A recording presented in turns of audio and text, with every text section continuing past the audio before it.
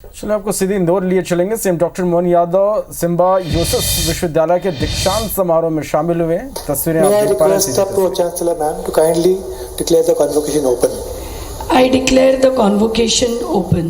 Now, it is my privilege to introduce our respected Pro-Chancellor Dr. Swati ma'am, a stalwart and a bona fide leader in the field of higher education and skill development. Dr. Swati has played a pivotal role in shaping national and international policy development, serving on numerous government advisories. With a PhD in skill development, she has been instrumental in pioneering India's first skill-based university, a remarkable achievement that reflects her unwavering commitment to the education. So thank you, Madhulika. Sorry Yes, to interrupt you. I am extremely honored and delighted to welcome all the dignitaries sitting on the dais on the occasion of the 6th convocation ceremony of Symbiosis University of Applied Sciences, Indore, which is India's first skill development university.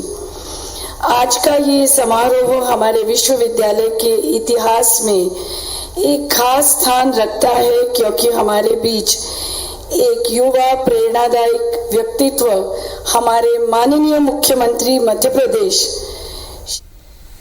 और अब आपको इंदौर लेकर चलते हैं। यहाँ पर एक दीक्षांत समारोह हो रहा है। सीएम डॉक्टर मोहन यादव भी हैं। सिम्बायोसिस विश्वविद्यालय का 6वां दीक्षांत समारोह है। Symbiosis university of employees sciences का ये दीक्षांत समारोह है। 238 छात्रों को डिग्री दी जाएगी, ग्रेजुएशन और पोस्ट ग्रेजुएशन की डिग्री दी जाएगी। सर्वोच्च प्रदर्शन करने वाले छात्रों को गोल्ड मेडल दिया जाएगा, जिसकी तस्वीरें भी हम आपको दिखा रहे हैं। दीक्षांत समारोह का यहाँ पर Parv Dubey from BBA Digital Media and Marketing. As Parv is doing his masters from Ireland, I would request his mother to please come forward. No, she's not there. Okay. Mr. Vidhi Jain from BBA BFSI.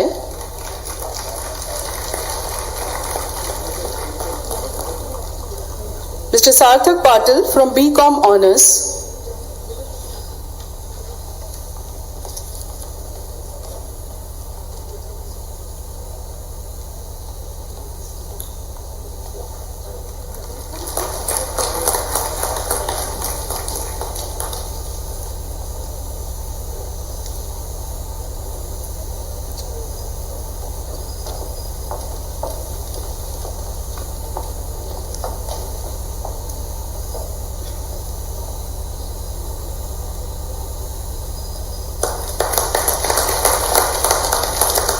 Thank you so much, sir, for doing the honors. Heartiest congratulations to all the awardees. सम्मानीय मुख्य अतिथि और हमारे प्रेरणा स्रोत मध्य प्रदेश के मुख्यमंत्री माननीय doctor Mohan Yadav ji का इस भव्य अवसर पर हार्दिक स्वागत करके मुझे अपार हर्ष हो रहा है। डॉक्टर मोहन यादव एक दूरदर्शी नेता हैं, जिन्होंने डिजिटल परिवर्तन और औद्योगिक विकास की दिशा में अनेक योजनाओं की शुरुआत की है। उनका सपना है कि मध्य प्रदेश को भारत के प्रमुख निवेश स्थलों में से एक के रूप में विकसित किया जाए। युवाओं के सशक्तिकरण के लिए उन्होंने योजनाएं न केवल प्रगतिशील हैं, बल्कि समाज में सकारात्मक बदलाव लाने वाली भी हैं।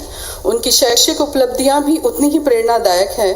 उन्होंने विभिन्न विधाओं में शिक्षा प्राप्त की है, जिसमें लॉ, मैनेजमेंट एवं डॉक्टरेट इन पॉलिटिकल साइंस जैसी प्रतिष्ठित डिग्रियां हैं। 2020 से 2023 तक डॉक्टर यादव ने मध्य प्रदेश के उच्च शिक्षा मंत्री के रूप में कार्य करते हुए शिक्षा में सुधार और नवाचार के माध्यम से युवा सशक्तिकरण में अहम योगदान दिया है। उसके अलावा डॉक्टर यादव एक शिक्षाविद, लेखक और समाज सेवी भी हैं। उन्होंने युवाओं के कौशल विकास, रोजगार के नए अवसर सृजन और पर्यावरण संरक्षण जैसे महत्वपूर्ण विषयों पर प्रभावशाली पहल की है। हमारे पहले कौशल विद्यालय में आपका स्वागत करना हमारे लिए गर्व और सम्मान की बात है। अब मैं माननीय मुख्य अतिथि डॉक्टर मोहन यादव जी से विनम्र अनुरोध करती हूं कि वे मंच पर आएं और हमें अपने प्रेरक विचारों से मार्गदर्शित करें। में आते थे, लेकिन अर्निंग के पहले लर्निंग, और लर्निंग में आपके जैसे कैंपस के जो आनंद है वो हम सबको याद दिलाते हैं कि भाई पेजर भी कितना भारी पड़ता है। ये हिजबुल्लाह के लोग बताते हैं कि पेजर तकनीकी रूप से दक्षता का इससे बड़ा कोई उदाहरण होगा क्या?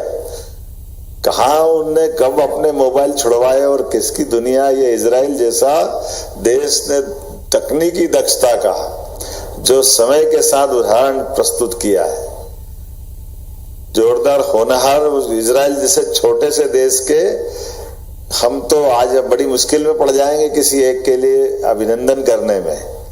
लेकिन ये जो बदलते दौर में यशस्वी प्रधानमंत्री को लेकर के मैं दीक्षांत समारोह में उस भूमिका को जरूर लाना चाहूंगा, जिनके माध्यम से एक इतनी कठिन चुनौती आई थी कोविड की, लेकिन उस कोविड की कठिन चुनौतियों के बावजूद भी आपकी जैसी प्रतिभाओं के बलबूते पर समय सीमा में न केवल निदान निकाला गया, बल्कि ये टीका तो इजाद किया ही किया है। देश और दुनिया के सामने चुनौती थी, ऐसे में भारत ने अपनी उपयोगिता भी सिद्ध की और उससे बढ़कर के हिसाब किताब लगाने का कि 6 महीने में टीका लगेगा, करोड़ों करोड़ों लोगों को वो अपने कौन सा क्या तरीका लगाया होगा, वो भी भारत जैसे देश में। मैं आप सब बौद्धिक क्षमता के धनी सारे मित्रों को बधाई देना चाहूंगा। आज जब हम डिजिटल पेमेंट से लेकर अपनी ये जो नई उपलब्धियां बताते हैं, तो लोगों का आज भारत के प्रति जो मान सम्मान बढ़ा है, उसके आप सब हकदारों में आप सबको बधाई देना चाहूंगा यशस्वी प्रधानमंत्री के माध्यम से। और इसीलिए वो एक शब्द वापरते हैं, मैं उसको दोहराना चाहूंगा, यही समय है, सही समय है। ये जो समय हमारा है, ये तकनीकी दक्षता का ही समय है। इसकी कीमत भी हमको मिलेगी, लेकिन कीमत से ज्यादा यश मिलने वाला है, और यश भारत के माध्यम से मिल रहा है। मुझे जैसे बताया गया, मैं तो सिम्बायोसिस में आने में थोड़ा सा आज कठिनाई महसूस कर रहा था, बहुत सारे कार्यक्रम लगे थे, लेकिन बाकी को कट करके हमने कहा ये इस कैंपस में आना, यानी समय का सदुपयोग करना, मुझे इस बात का आनंद है। आपके बीच आकर के अपने आप को आनंदित महसूस कर रहा हूं, क्योंकि आपके माध्यम से जो आपको गौरव मिला है, गर्व मिला है, ये जो आनंद का क्षण है, इसका एहसास एक दिन का 2 दिन का नहीं है, ये लंबे समय तक का है। और जब उसका महत्व तो तब होगा जब कागज की डिग्री या कॉलेज से डिग्री यूनिवर्सिटी के आधार पे आपको दी गई है। ये हमारा शैक्षणिक काल वर्तमान की किताबी ज्ञान का पूरा हुआ, लेकिन ये जो वास्तव में शिक्षा से दीक्षा, दीक्षा मतलब दीक्षांत, और दीक्षांत यानी हम अपना स्वाध्याय करते हैं, अपना अध्ययन करते हैं, लेकिन अध्ययन के बाद मनन और मनन के ऊपर चिंतन है। जब तक हम मनन और चिंतन की दिशा में नहीं जाते तो शिक्षण बेकार है। हमारे लिए परमात्मा की दया से अतीत के हजारों उदाहरण भरे पड़े, जब हमारे लिए कहने के लिए तो शिक्षण तो हर पूरा दुनिया के 200 से ज्यादा देश दे रहे हैं, लेकिन शिक्षा की महत्ता किस देश में कहाँ फलीभूत हो रही है। मुझे इस बात का आनंद है, आज बदलते दौर में कितने प्रकार से भारत में काम हो रहे हैं, वो कितने प्रकार से सोचा जा रहा है, इसमें आपकी महत्ता है। हम सब जानते हैं कि हम अपने इस एक अगर 2 उदाहरण अगर आप सामने रखोगे तो याद आएगा, इजराइल की आबादी कितनी है? 1 करोड़ से भी कम है, और इजराइल के आसपास के देशों की जो जिनसे लड़ाई चल रही है, उनकी संख्या अगर देखो, उनकी आबादी देखो तो ध्यान में आएगा। अकेले ईरान की आबादी 9 करोड़ से ज्यादा है, 4.5 करोड़ से ज्यादा इराक की है। ऐसे जितने अरब के देशों की सबसे दुश्मनी, ऐसा मैं नहीं बोल रहा हूं, लेकिन कमोबेश इतने सारे देशों के बीच, और आज से नहीं, इजराइल अपनी लगभग 50 के दशक में वो आजाद हुआ है, अब से लेके आज तक वो अगर सारी चुनौतियों पे पार पाता है तो अपनी तकनीकी दक्षता के बलबूते पे पाता है। ना तो वो अपने दुश्मन को माफ करता है, ना अपने दुश्मन को भूलता है। ये तकनीकी दक्षता के बलबूते पर भी कोई कल्पना करेगा कि वो अपने दुश्मन को अगर वो ईरान के राष्ट्रपति के भवन के अंदर जाके मार दे, तो आधे तो 90% ईरान वालों को भरोसा नहीं होता कि बाहर वाला मार गया कि अंदर वाला मार गया। मार कैसे सकता है? ऐसा लग रहा है कि जैसे भगवान ने प्राण ले ली हो किसी के। सुरक्षा व्यवस्था, उनकी सारे सिस्टम और सदियों से दुश्मनी है, लेकिन ये तकनीकी दक्षता का ही परिणाम है। ये एक नहीं, ऐसे कई उदाहरण। अब उदाहरण के लिए आप सबके बीच में 2-4 चीजें बोलूंगा, आपको ध्यान में आएगा। हम में से कई किसान परिवार के लोग बैठे, अभी अगर मैं सोयाबीन का आंकड़ा ले रहा था कि प्रति बीघा सोयाबीन हमारे मालवा में, ऐसा मानते बड़े पैमाने पे, ये पटेल साहब बैठे हैं। पटेल साहब, 1 बीघा में कितना सोयाबीन होता है? 6 कुंटल। थोड़ा ज्यादा बोल दिया। एवरेज क्या आता है संजय भैया? 4। और इजराइल एक बीघा में कितना लेता है? 30 कुंटल। अब अंदाज लगा लो। और वहां की बारिश और हमारी बारिश में कितना अंतर है? हमारे यहाँ की बारिश लगभग 30 इंच से तो एवरेज ऊपर ही होती कि नहीं होती? 32, 34, 40 तक चली जाती। लेकिन जिसके पास 7-8 इंच से ज्यादा पानी नहीं गिरता, अपना अंदाज लगा लो। एक गाय माता की दूध की कल्पना करो तो हमारे यहाँ अच्छी से अच्छी गाय का दूध कितना आएगा? कितना आता नीचे राजेश भैया? है ना? और आप 30 लीटर निकाल लो एक टाइम का, 30 दूसरे पे जाओ। हमारे यहाँ दुनिया में जिस प्रकार का समय चल रहा है, ऐसा लग रहा है कि कौन सी दुनिया में हम रहे। और ये हम अपनी क्षमता योग्यता से बात करें, केवल आबादी के आंकड़े से बात करोगे 1 करोड़, और हमारे देश की कितनी आबादी है? कितनी है बताओ? 145 से लेके 42 जितनी भी है। तो ये जो वर्तमान के दौर में 1 करोड़ इतने पे भारी है, तो हमारी स्थिति क्या होना चाहिए? लेकिन मैं एक लड़ने के लिए नहीं प्रेरित कर रहा हूं, लेकिन क्षमता योग्यता के बलबूते पर देश का सकारात्मक सोच के लिए तो बोल ही जाऊं। और ये किससे अपेक्षा है? ये आप ही से अपेक्षा है। ये जो वर्तमान के समय में तकनीकी रूप से दक्ष होते हुए, और जो मैं आपके कोर्स देख रहा था, वाकई में कोर्स आपके बहुत अच्छे हैं, लेकिन ये उससे बड़ी बात है, हमारे यहाँ मेरिट की कभी कमी नहीं रही। मेरिट में हमेशा इस देश के अंदर मेरिट वालों का तो अलग प्रकार का स्थान है, लेकिन मेरिट से बढ़कर के भी एक बात है, हमारे यहाँ मॉरलिटी ज्यादा बड़ी है, हमारे जीवन मूल्यों का ज्यादा महत्व है। कौरव पांडवों में दोनों एक ही द्रोणाचार्य के विश्वविद्यालय से निकले विद्यार्थी थे, कहीं दूसरे नहीं थे। एक जैसे ही राज परिवार के थे, और एक जैसे में संख्यात्मक भारी तो कौरव ही थे, लेकिन दोनों में अंतर कितना हुआ। और बात का जीवन का परिणाम क्या रहा है कि जहां जीवन मूल्यों की बात आती है तो पांडवों को हीरो की तरह देखते हैं और विलियन अपने आप कौरव बन जाते हैं। कर्ण का और अर्जुन का दोनों का उदाहरण अगर देखोगे तो कर्ण किसी प्रकार से योग्यता में कम नहीं है, उसकी अपनी सारी प्रकार की व्यवस्थाओं में, लेकिन केवल अपना मन और जिद और पीछे का वो छिपा हुआ प्रतिशोध का भाव वो योग्यता को भी नीचा कर देता है।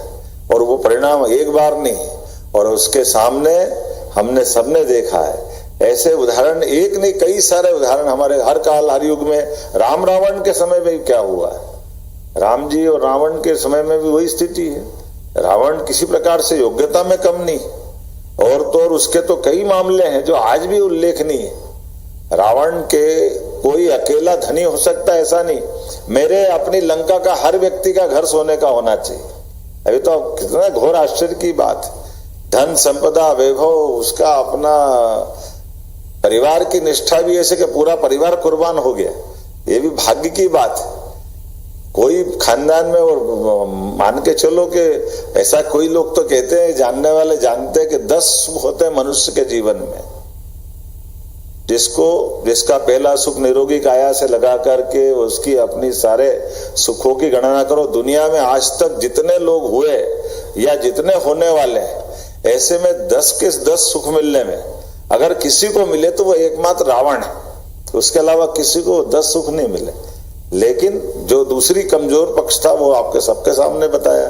तो दीक्षा और शिक्षा में हमको इतना ही देखना है, शिक्षा सबको मिलती है, लेकिन शिक्षा के पीछे दीक्षा क्या कह रही है, और दीक्षा के आदर्श उदाहरण भी हमारे यहाँ है। हमारे अपने उदाहरणों में कोई किसी प्रकार की कमी नहीं। मैं आज के इस अवसर पर लंबा न बोलते हुए सारे मित्रों को, जिनने आज अपनी क्षमता योग्यता से इस टेक्नोलॉजी के युग में टैलेंट के बलबूते पर सिम्बायोसिस में अपनी उल्लेखनीय उपलब्धि हासिल की है, आज के विश्वविद्यालय के भी 6ठे दीक्षांत समारोह की मैं बधाई देना चाहता हूं। और उम्मीद करता हूं कि हमको अपने परिवार, देश, समाज सबकी उपयोगिता, इसको विश्वास करते हुए देखना पड़ेगा। जो इजराइल का उदाहरण हम सब सामने देख रहे हैं, इजराइल ऐसा कर पा रहा तो क्यों कर पा रहा है, हमको उसका अतीत का थोड़ा सा उदाहरण हमारे सबके भी काम में आएगा। इजराइल की खुद की आबादी भले 1 करोड़ से कम है, लेकिन इजराइल के लोगों ने सेकेंड वर्ल्ड वॉर के समय जर्मन के सामने जो 90 लाख के आसपास लोग मरे, उनकी मरने की मौत का दृश्य अगर हम जर्मन में जाके देखेंगे कि जिनको मरना है आज उनको अपना गड्ढा खुद खुदवा रहे हैं, और एक गड्ढे के नीचे जिनको कल मरना है तो दो बगैर खोदे ही में सो रहे हैं कि हम पे डाल दो मिट्टी। इनमें 30-30 हजार लोगों को गैस से मारना, क्योंकि गोली भी महंगी पड़ रही थी मरने के लिए। ये जो मौत की कीमत जिनने चुकाई है, उसी में से मार्ग निकलता जीवन का। आज के इस अवसर पर ऐसे इतिहास के अतीत की घटनाओं से हमारे देश की अच्छाई को भी याद रखे, सच्चाई को भी याद रखे, और भूले नहीं हमारे इस देश की संपन्नता को, व्यवस्थाओं को। लेकिन बगल का ये हमारा एक बिल्कुल जुड़ा हुआ देश, पाकिस्तान की तो बात ही नहीं कर रहे हैं, लेकिन ईरान जैसा देश जो हमारे अपने क्या हुआ, पाकिस्तान इसलिए नहीं पिटा है, उसकी ज्यादा चिंता नहीं है, आज नहीं तो कल उसकी वापस क्या होगा हम सब निपट लेंगे। लेकिन बगल का ईरान, नादिर शाह कहां से आया था, भूलो मत, ये बगल के ईरान से आया था। हमारी कितनी सुव्यवस्था कर ले, कितनी धन संपदा वैभव बना ले, कितनी सारी व्यवस्था खड़ी कर ले, लेकिन अगर हम आप सब प्रकार का विचार करते हुए अपने आप को परिपूर्ण नहीं करेंगे तो अतीत के घटनाक्रम बहुत खराब है। मैं डरा नहीं रहा हूं, लेकिन आपकी क्षमता के लिए जगा रहा हूं। बहुत बहुत धन्यवाद। भारत माता की। आपके प्रेरक और मार्गदर्शक शब्दों के लिए सादर धन्यवाद माननीय मुख्यमंत्री जी। As the convocation ceremony has come to an end, I request Registrar to take the proceedings forward. May I request the Pro Chancellor ma'am to kindly declare the convocation closed. I declare the convocation closed. Thank you so much, ma'am. Now, let us all rise for the national anthem. May I request everyone to please stand for the national anthem.